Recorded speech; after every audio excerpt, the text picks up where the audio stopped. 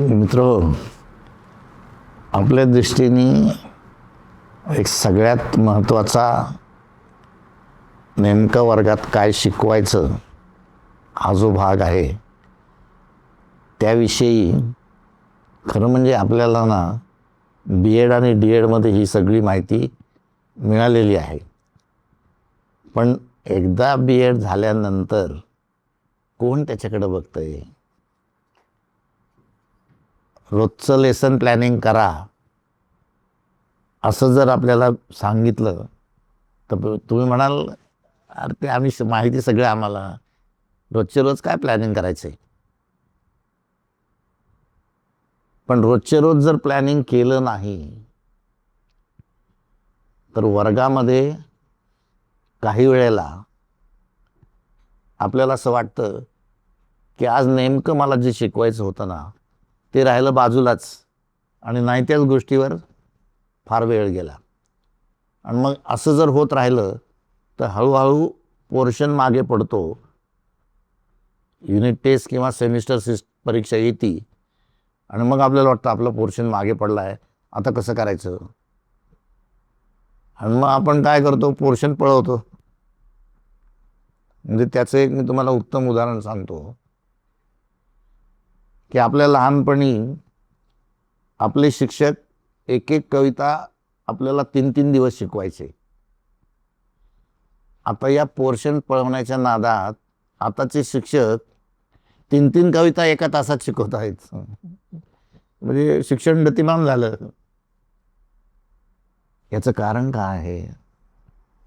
आपण नियोजन केलं नाही, आपण प्लॅनिंग केलं नाही. मी कशासाठी प्लॅनिंग नियोजन शब्द वापरतोय? तुम्हाला जर वर्गात कमीत कमी त्रास हवा असेल तर तुम्हाला आदल्या दिवशीचं नियोजन कामी येणार आहे. जो शिक्षक पाठाचं घरी उत्तम नियोजन करतो तो शिक्षक वर्गामध्ये कमीत कमी बोलून, कमीत कमी ॲक्टिव्हिटी करून, कमीत कमी श्रम घेऊन जास्तीत जास्त परिणामकारक शिकवतो. हे आता सिद्ध झालेलं आहे. त्याच्यावर लोकांनी रिसर्च केलेत, ते रिसर्चसुद्धा पॉझिटिव्ह आलेले आहेत. मग आपल्याला काय वाटतं, का नको वाटतं पाठाचं नियोजन? काही त्यातलं दुसरं कारण नाही, फक्त आपला आळस, आपला कंटाळा.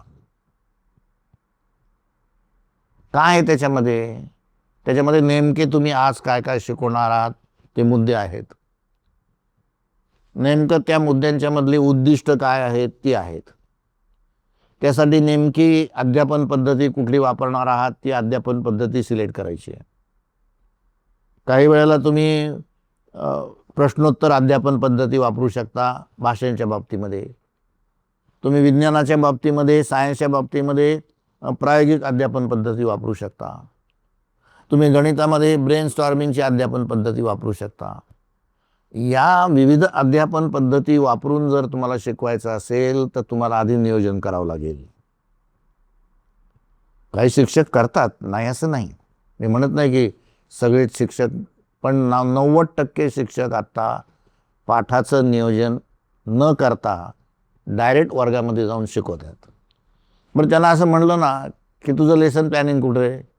बास रे, आता 12 वर्षे सर्व्हिस झालेलं आहे का, मला काय, मला 10 मिनटं म्हणलं तर लेसन मी उत्तम शिकवतो. पण नाही होत मित्रांनो तसं. वर्गात गेल्यानंतर ती परिणामकारकता येत नाही. त्यामुळं लेसन प्लॅनिंग अत्यंत आवश्यक आहे. तुम्हाला जर कंटाळा येत असेल लेसन प्लॅनिंगचा तर तुम्हाला आता त्याच्यासाठी एक उत्तम साधन मिळालेलं आहे. डिजिटल तंत्रज्ञानाने ते साधन आपल्याला उपलब्ध करून दिलेलं आहे. त्याचं नाव आहे AI, आर्टिफिशियल इंटेलिजन्स. मराठीमध्ये त्याला आपण कृत्रिम बुद्धिमत्ता म्हणतो. तुम्ही जर AIला फक्त संदेश दिला की मला वर्गात उद्या फोटोसिंथेसिस, प्रकाश संश्लेषण हा टॉपिक शिकवायचा आहे, त्याचं संपूर्ण लेसन प्लॅनिंग द्या, तो तुम्हाला वेळ सांगितला तुम्ही की 35 मिनिटाचा 1 तास असणार आहे, 35 मिनिटांमध्ये मला प्रकाश संश्लेषण टॉपिक शिकवायचा आहे, तर AI तुम्हाला सांगेल की प्रकाश संश्लेषण टॉपिक शिकवायला 5 तासिका लागतील. 35-35 मिनिटाच्या 5 तासिकांचं संपूर्ण नियोजन AI तुम्हाला 10 मिनिटात, 10 मिनिटं कशाला 5 मिनिटात देईल. मग तुम्हाला त्यात कळेल की अरे प्रकाश संश्लेषणामध्ये हा प्रयोग दाखवायला पाहिजे. AI तुम्हाला देणार आहे.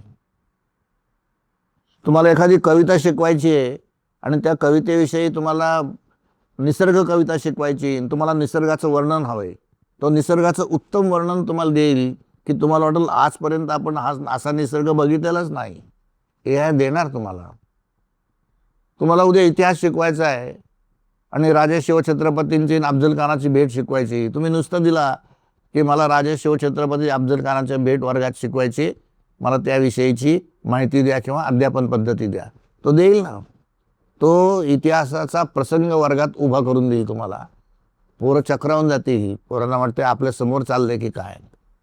AI मध्ये ती ताकद आहे आणि हे सगळं तुम्हाला 5-7 मिनिटात मिळणार आहे.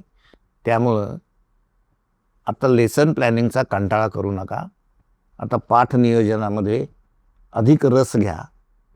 AI ला आदेश द्या, तो तुम्हाला उत्तम लेसन प्लॅनिंग करून देईल. आज आपण त्या अँगलनीच इथून पुढं प्रशिक्षण घेणार आहोत की AIच्या मदतीने लेसन प्लॅनिंग कसं करायचं, AIच्या मदतीने पाठ नियोजन कसं करायचं, याविषयीची माहिती आपण आता प्रशिक्षणात पाहणार आहोत.